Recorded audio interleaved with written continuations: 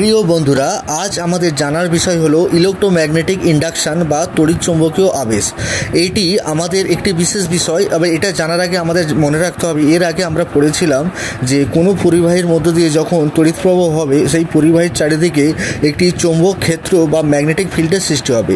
আর এই ইলেকট্রোম্যাগনেটিক ইন্ডাকশনটা ঠিক উল্টো ঘটনা, অর্থাৎ ম্যাগনেটিক ফিল্ড যেখানে প্রেজেন্ট থাকবে তার ভিতর দিয়ে যখন কোনো পরিবাহীকে চলমান করানো হবে, তখন সেই পরিবাহীতে তখন একটি ইএমএফ বা ইলেকট্রোম্যাগনেটিক ফোর্সের জন্য একটি তড়িৎ প্রবাহ সৃষ্টি হবে।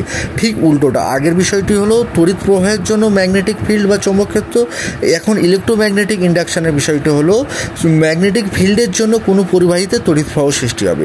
আর এই বিষয়টি আমাদের আবিষ্কার করেছিলেন স্যার মাইকেল ফ্যারাডে 1831 সালে, আর এর গাণিতিক রূপ দিয়েছিলেন স্যার জেমস ক্লার্ক ম্যাক্সওয়েল। এটি একটি কারেন্টের বা ভোল্টেজ প্রোডাকশন করে, অর্থাৎ ইলেকট্রোম্যাগনেটিক ফোর্স, যার জন্য এই কারেন্টের সৃষ্টি হয়ে থাকে। এটি চৌম্বক ক্ষেত্র পরিবর্তনের জন্যই কিন্তু এটা সৃষ্টি হয়ে থাকে।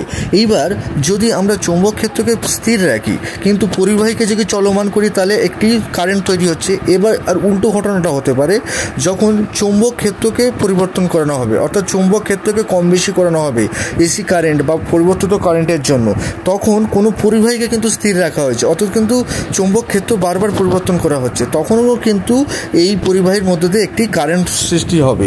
এর ব্যবহার আমরা করে থাকি ট্রান্সফরমার, ইন্ডাকশন মোটর, জেনারেটর। অর্থাৎ বন্ধুরা, আমরা দৈনন্দিন জীবনে যে জিনিসগুলো আমাদের কম বেশি